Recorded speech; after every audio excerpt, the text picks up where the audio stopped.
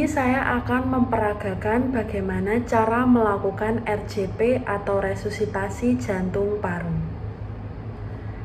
Sebelum saya melakukan RJP, saya akan menjelaskan terlebih dahulu apa itu BHD atau bantuan hidup dasar. BHD atau bantuan hidup dasar adalah pertolongan pertama yang diberikan pada pasien yang mengalami henti napas dan henti jantung. Kemudian apa itu RJP? RJP atau resusitasi jantung paru adalah sebuah tindakan yang diberikan pada pasien yang mengalami henti napas dan henti jantung yang disebabkan karena tenggelam, kecelakaan, dan serangan jantung. Lalu adapun tujuan diberikan RJP atau resusitasi jantung paru. Yang pertama, menjaga jalan napas dan sirkulasi tetap lancar. Kemudian yang kedua, menjaga aliran darah dan oksigen tetap beredar di seluruh tubuh. Lalu adapun yang perlu diperhatikan dalam melakukan RJP atau resusitasi jantung paru. Yang pertama, minimal kedalaman 5 cm. Lalu yang kedua, kecepatan atau frekuensi kompresi 100 sampai 120 kali per menit.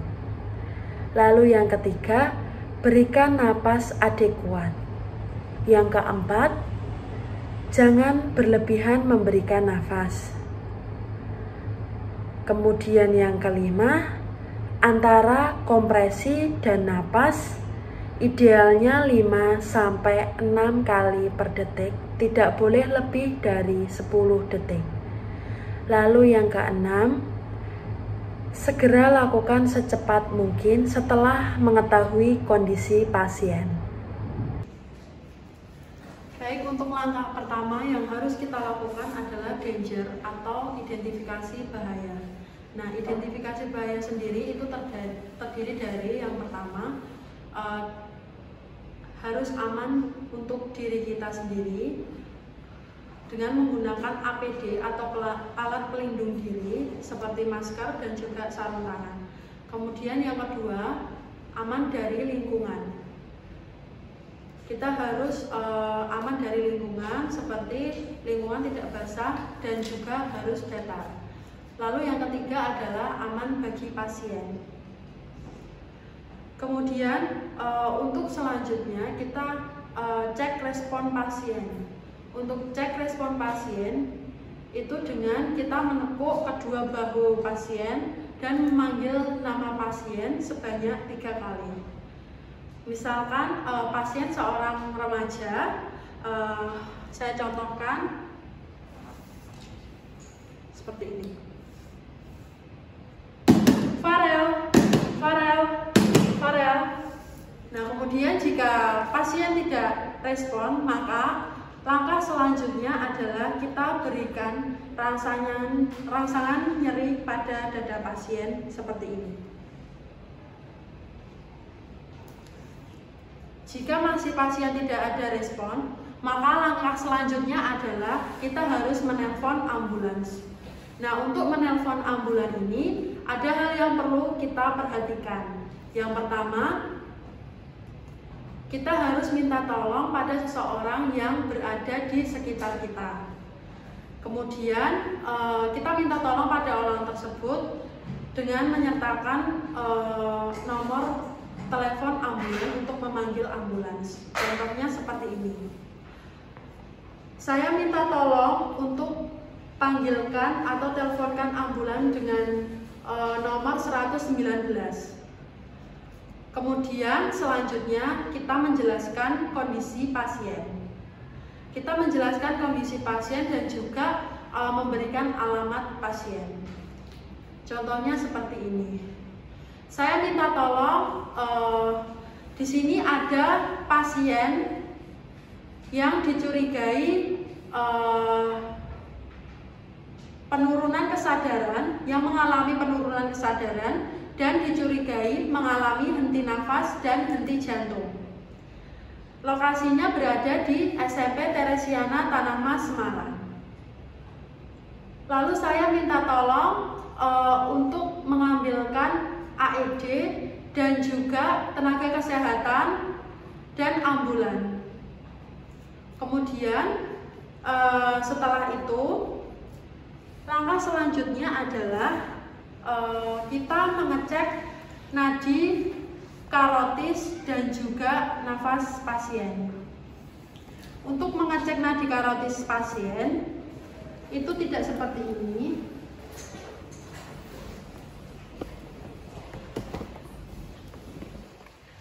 Tidak seperti ini, tapi kita cek sejajar dengan telinga.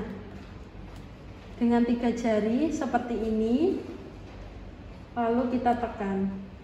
Itu untuk cara mengecek nadi karotis pada pasien. Lalu selanjutnya kita mengecek nafas pasien.